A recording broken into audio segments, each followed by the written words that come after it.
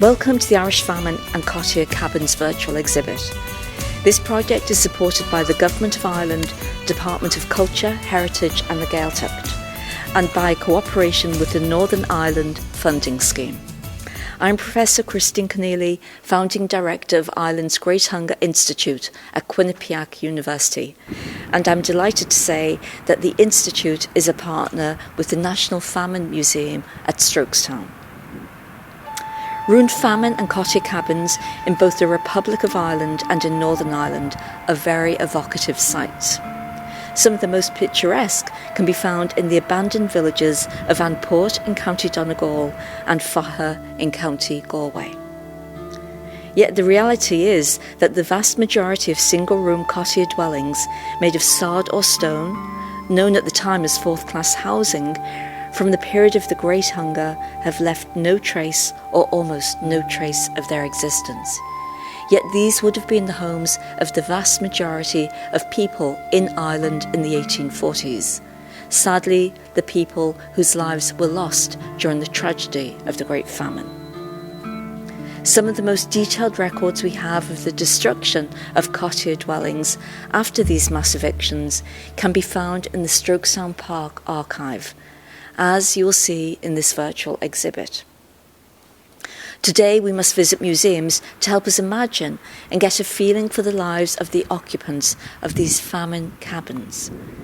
This virtual exhibit brings together academics, museum curators and heritage professionals who consider these cabins and their social profile as reflected in their vernacular architecture, furniture, archaeological remains, and through folk memory and artistic, visual and literary representations, with a particular emphasis on their connections with emigration from all parts of Ireland. The issues are considered with specific reference to case studies such as the singular room cabin from Altahoney townland in the Sperrin Mountains, which is now in the Ulster American Folk Park. It will also consider the Meanaraz Cottier's house that is now in the Ulster Folk Park. Abothan, which is a recreation of a famine mud cabin, erected on the grounds of University College Cork campus for the 2018 National Famine Commemoration.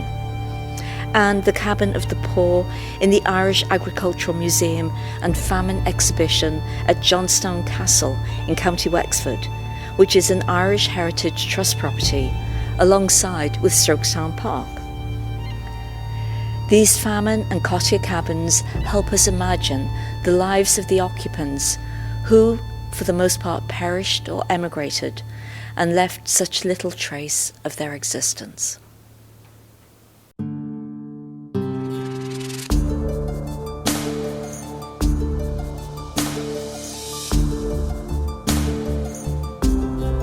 I'm Cathal Porter and I'm standing now in the grounds of Strokestown Park House. We're away from the big house that once belonged to Major Dennis Mahon, the first landlord to be assassinated during the Great Irish Famine, and we're standing beside the mausoleum which is on the grounds of the estate. I suppose both the mausoleum and the way his death is commemorated and the type of house that he lived in contrasts greatly with the way that ordinary people lived and indeed the way that his tenants lived. Before he cleared off 1,490 of his tenants in an assisted emigration scheme to send them to Canada and to have less tenants on his own land, most of those tenants would have been living in absolutely dire conditions. The poorest of the poor lived in sod houses where they had dug sods from the ground, built up walls and covered them with some pieces of branches, some pieces of wood, scraws or straw, a bit of thatch. Most of them would have been one-room mud cabins. Clay floor which would get damp and muddy, anytime it rained. They might have had a window, but if they did, it was probably a window without glass, as in a hole in the wall to give some ventilation and some light. Many of them wouldn't even have had a chimney. If they lit a fire, it was lit in the middle of the room, and perhaps there was a hole in the roof that might facilitate smoke to escape. So you're talking about dire poverty. Some better off tenants would have had stone houses, but again they would have been small, cramped, large families often living in very tight conditions, and indeed bad as the stone, bad as the mud cabins were, I know from some of the memories that people passed on was a lot of people preferred to stay in the sod built cabins than the stone houses, because they were actually warmer. Those that had been sort of well built with sods or well thatched actually had their own sort of inbuilt insulation, whereas a lot of the stone houses wouldn't have been that well built. There would have been no insulation, and people found them a lot colder when they changed over on some estates from a mud cabin into a stone house. For the very worst, and you'll find it in some of the descriptions, people actually just dug holes into the side of a turf bank, so they basically would have hollowed out some of the turf bank, and again placed scraws and branches over the top to give them some sort of covering from the rain, and they would literally have lived inside the turf bank. You'll find examples of that certainly in Donegal. If you read Asenath Nicholson's diaries travelling around West Cork, for example, people who were sort of basically living in caves, finding gaps in stone where they could go and find some shelter. So they would have been at the bottom, and those people, the places that they lived, would all have been either physically wiped away and deliberately wiped away, or would have just melted back into the landscape because of disuse. So when Mahon cleared his estate of those people, that was one of the reasons that led to his assassination, and the fact that the story came back that many of the people had died en route to Canada. All those people have disappeared, and most of their own memories have disappeared. They've left some traces here in Strokestown House in the estate records. Some traces of them have been found, those that actually made it to Canada and the places that they settled. But largely the landscape has been entirely cleared of any mark that those people lived there or the places where they lived. It's one of the I suppose, contradictions of the famine, that the vast majority of people who suffered left little or no record themselves, whereas the minority of landowners and landlords and officials left us pages and volumes of material giving the story of the famine from their perspective, whereas the perspective of the ordinary people is much more difficult to find. But within the folklore record, you will find descriptions of how the houses were built, the way that people lived in them, how they managed to come up with strategies to find food even during the greatest scarcity, and how some of their memories survived to give us that perspective on the famine as a whole. Hello, my name is Martin Fagan. I'm the archivist here at Strokestown Park Archive. On the Strokestown estate in the 1840s, we would have many thousands of mud cabins of the poorest people where they lived. Very little trace or no trace of these houses remain. The only traces we have are references in documents here in the archive. So bring you through a few of those references. First reference we have here is to as a receipt to a man called Darby Lyons. And Darby Lyons was involved in throwing down houses or knocking down houses. When a tenant left the house, often the house was knocked down so it couldn't be inhabited again. So Darby Lyons says that he received £2 10 shillings for the levelling of 20 houses at 2 shillings 6 per house on the townland of Upper Coolah, and it's dated the 28th day of April 1848. Here we have a rental account, kind of listing expenses of giving passage to America, or giving compensation to tenants. There's also a reference here to compensation given to men for throwing down Pat Ford's house. They received 5 shillings for knocking down his house. Here we have a petition from a Michael Farrell of Gertus Murray. He's asking permission to stay in the house that he's already in. He doesn't want to move to another house. He claims that he has 9 in family, and his wife is being ill for the past 2 years, and are moving her out of the house and into a new one where will in all probability be the cause of her death. So he's asking to stay in his house. He's asking that to John Rossmahan, who's the land agent here. And finally we have this also a letter from Michael McDermott, who seems to be a tenant on the Strokestown estate. He's complaining about another tenant, a neighbour of his, whose family is building what he calls an illegal cabin on the land adjacent to his property. He says that the family have just been evicted from another property and are now about to squat down on the property of Mr. McCausland. And I suppose tellingly he adds that this house has been built very rapidly. He says that I am certain that it will all be built and up and roofed in the next few days. Our archaeological research conducted on the Old Man Estate in Strokestown, County Roscommon from 1994 to 2002, and subsequently reaffirmed during excavations in counties Sligo and Donegal from 2003 to 2006, indicate that during normal periods of history, Irish tenant farmers surrounded themselves with material possessions. This is not to argue that various times were not difficult, that all families had equal access to consumer products, or that the horrors of the Great Famine have been overblown. The loss of material objects during the famine illustrates the profound depth of the disaster. Our excavation at Mullyviltrin, a historically undocumented settlement of mud cabins on the Strokestown estate, probably evicted in 1847, revealed the presence of 2 small cabins with hearths made of loose stones and the barest minimum of artifacts. A small collection of either plain or minimally decorated glazed bowls and cups indicates the inhabitants' meager possessions.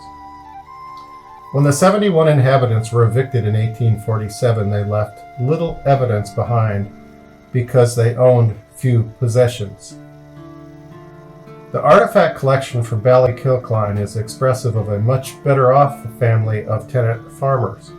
The Neri family, who lived in this part of the townland, farmed several plots of ground and, unlike the families at Mullyviltrin, lived in a third-class stone house. 2 of the most evocative artifacts from inside the house provide a rare glimpse into the sensibilities of its occupants. A brass alloy thimble inscribed with the words "Forget-me-not" suggests that this tiny object had significant meaning to someone living in the house, and a piece of a clay tobacco pipe stamped "Repeal" indicates the political leanings of an occupant as well. Neither artifact is unique in the sense that both were mass-produced and marketed throughout the early 19th century. What makes them so important in the context of their discovery is that they directly reflect something about the thought processes of the men and women living inside the Neri house. In other words, these artifacts portray the personalities of their owners. Hello, my name is Dr. Claudia Kinmont, and I'm an art and furniture historian, and I specialise in Irish material culture. I am the research curator for domestic life for the Ulster Folk Museum in Belfast, which is part of the National Museums of Northern Ireland, amongst other things. And I've written various books on Irish furniture and Irish rural interiors in art. Today I'm going to talk about the material culture of the one-roomed cabin from probably the 1841 census up to the 1851 census, the famine period, before and after the famine. I'm trying to imagine how people would have furnished the insides of their cabins in the poorest class of houses. So I'm going to start by talking a little bit about the houses themselves, which the one-room cabin or hovel was the 4th class housing as recorded in the British Census of 1841. housing was divided into 4 levels. So the 4th class was the smallest, the single room, and they would have varied quite a lot, these houses, and we've got various engravings of them which show you know, people in thatched houses, almost without, sometimes with no chimney at all, very often the chimney blocked up. The houses typically in poor condition, and there are quite a lot of images from this period, from the 1840s luckily, as well as many textual descriptions.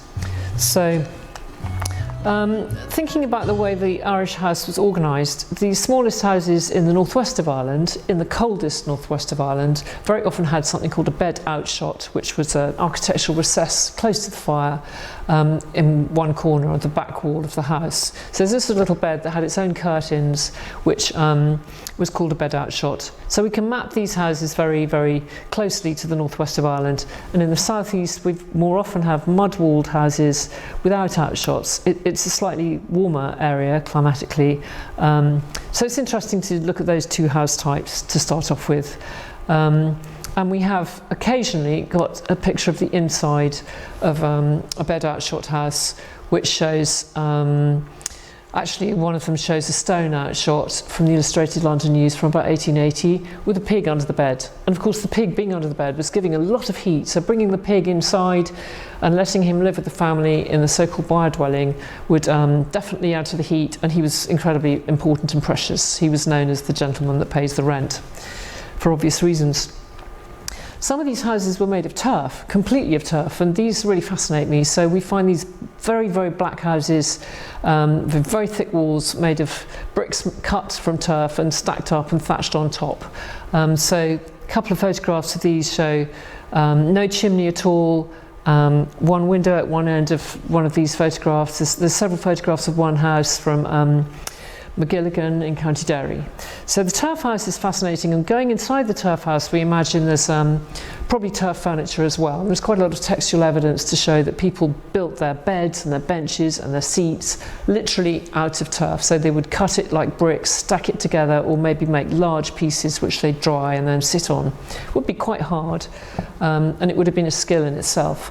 So a couple of engravings from the Pictorial Times from 1846 show this, luckily, and the text that goes with these engravings tell us that the bed and the bench was made of turf.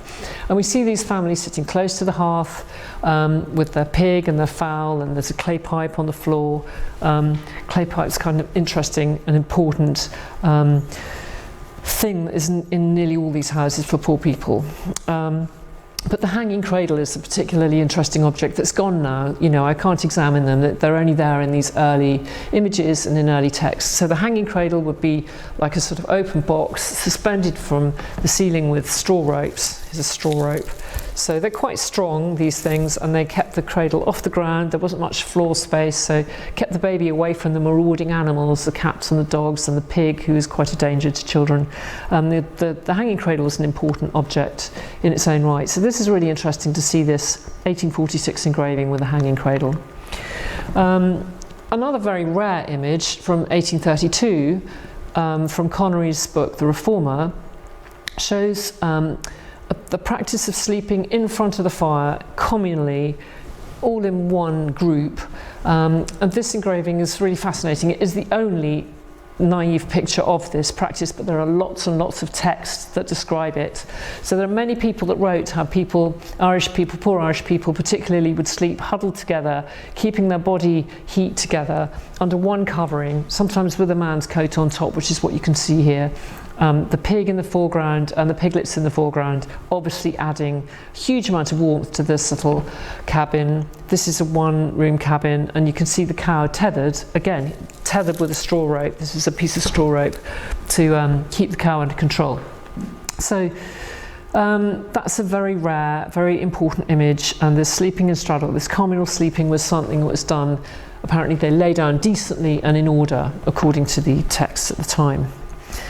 So moving on to how people ate. They also ate commonly. The majority of the population, particularly in this class of house, would eat around a basket through which the boiled potato had been strained, and that's terribly interesting to look individually at the objects involved. So centrally to this we have a vessel called a noggin. I've got a reproduction one here, which is usually contains about 1 pint. It's made of staves, a circle of staves, held together with wooden hoops or sometimes with metal hoops. It's got one handle, which is for drinking or scooping. And this was the centrepiece of the Irish meal.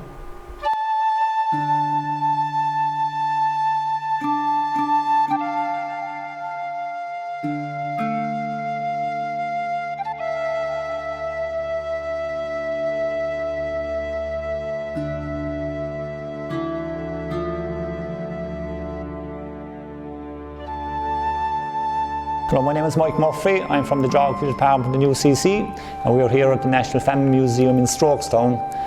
And you can see the slide here. It's from Achill, and it shows basically the ruins of houses from probably the 1800s.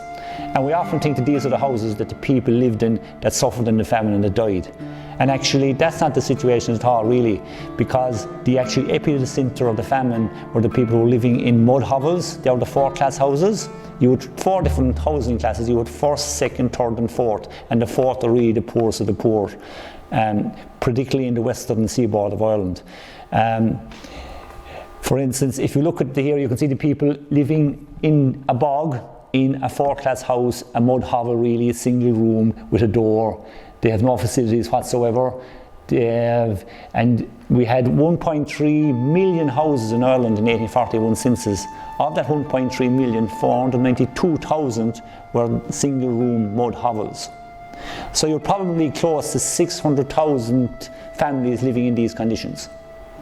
Often 2 or 3 generations inside in the single room with no chimney, no window, and eking out an existence in the corner of a bog. And now you see the transition of the distribution of 4-class houses in the country from 1841 to 1851. As you can see, some of these areas had almost 65% of the housing stock were 4-class, and you can see now they're being wiped off the face of the earth. And they were wiped off the face of the earth, and the people in them died and rotted where they were. And of course, within 10-15 years, there was no trace of the hovel, there was no trace of the people in them. Some may have been lucky to have got assistance to immigrate, but in a lot of cases they actually died on the spot and they were basically forgotten. And it was because of this that we had a famine commemoration in UCC. 2 years ago we decided to build a replica of a 4-class house, just to give people an idea of what they look like. I mean, you can't recreate the misery of what it really felt like, but what we could do is give something to people to step inside it and just have some idea what it was like, and maybe spare a thought for the people who had to live in these conditions. And there are plenty of stories that are harrowing across the country, and one that always comes to mind is sometimes when the hovel would collapse, particularly if it couldn't be kept warm, to start decaying and to collapse down on top of the decaying bodies, the rotting corpses inside in the hovel. And when people came to try and offer some assistance, they often found the door closed, and they discovered that sometimes the mother would usually be the last to perish, because the mothers tend to be the strongest, and to give the family a small bit of dignity in their final moments, she closed the door. So it wasn't unusual to find the door closed, and I went to these hovels, and of course the stench of the putrid bodies from the actual corpses and the dying animals as well as humans, you just can't imagine what it was like. And they disappeared from the landscape, wiped off the face of the earth.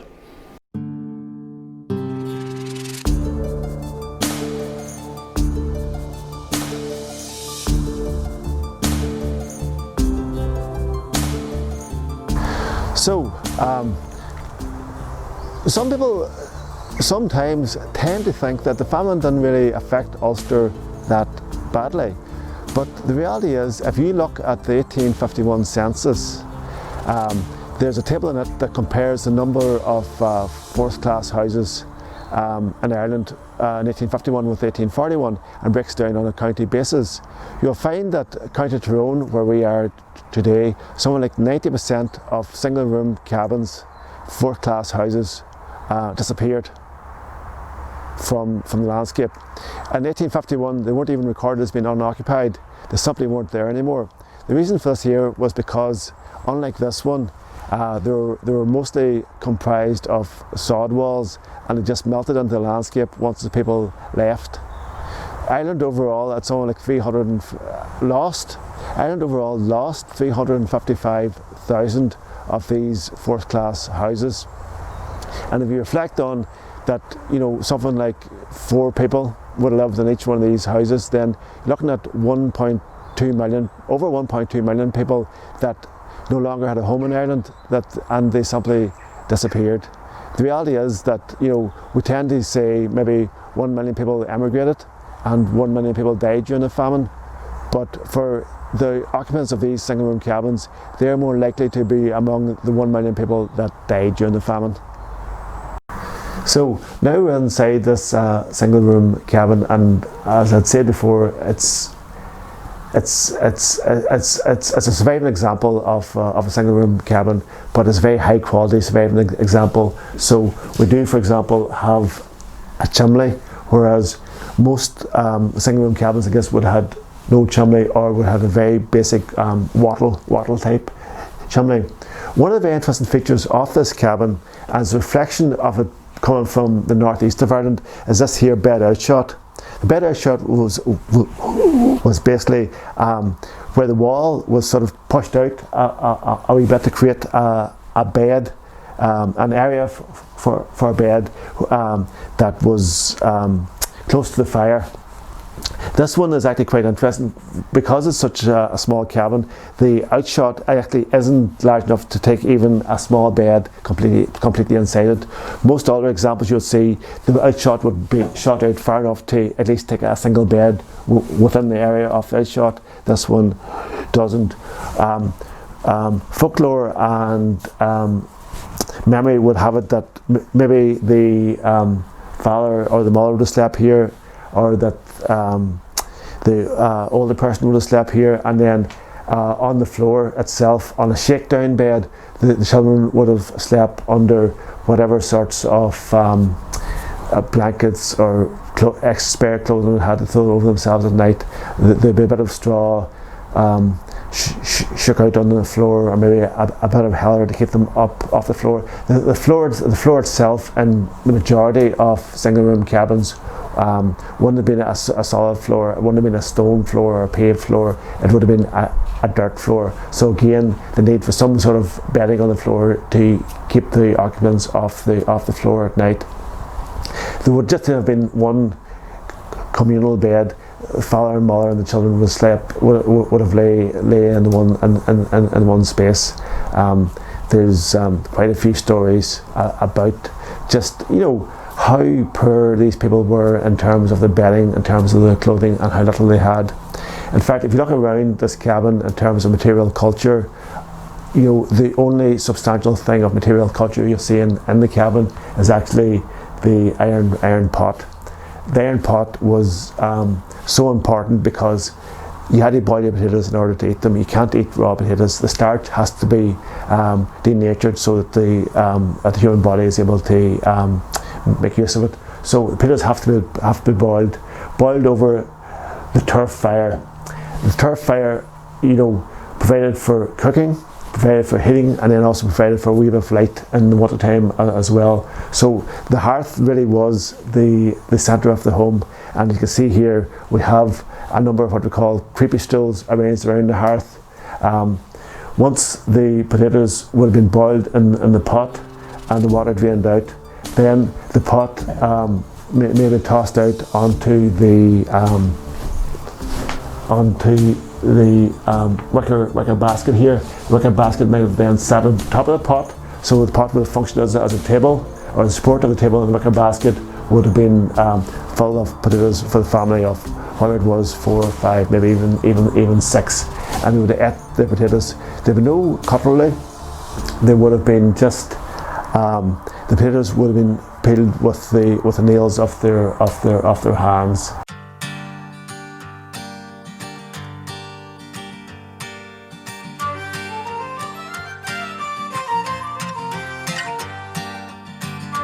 So my name is Victoria Miller, and I'm Senior Curator of History for National Museums NI, We're here at the Ulster Folk Museum today outside Cottier's house.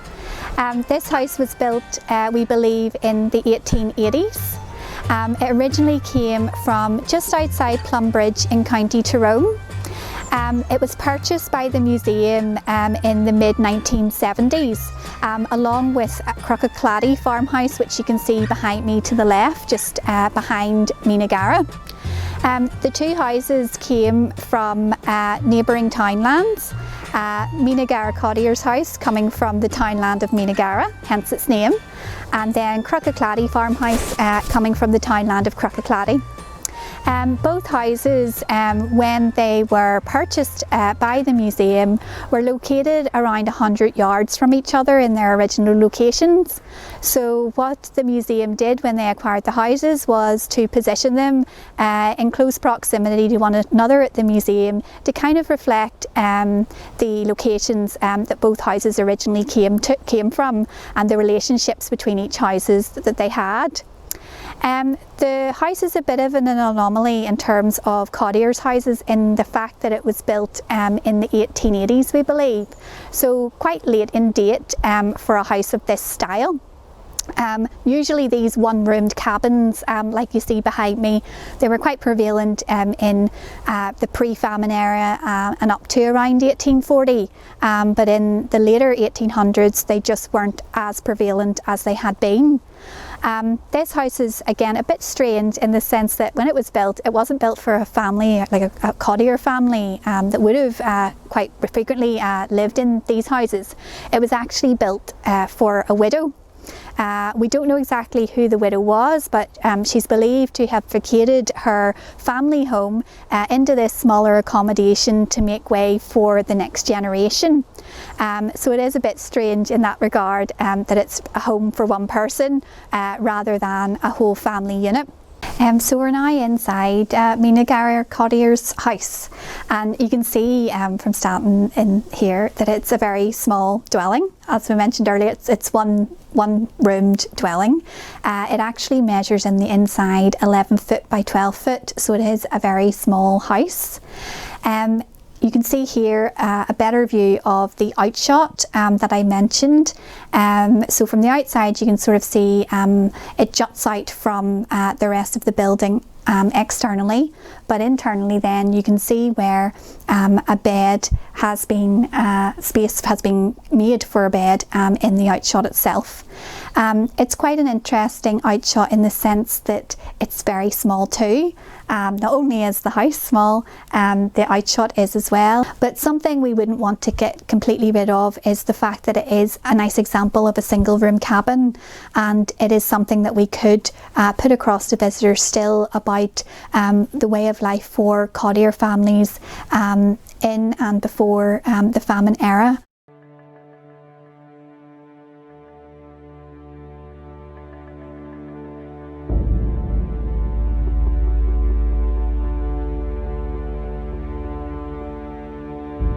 The main feature of our famine exhibition is the cottage, the one-room cottage, and that's in the centre of it, and it's a reproduction of what one of these cottages actually looked like, and the size of them and the nature of them, both externally and internally. So we're looking at a construction that has mud walls which came from the immediate vicinity, and straw with a few timbers that was also gathered up in the general vicinity. And the cost of all these materials was pretty well zero.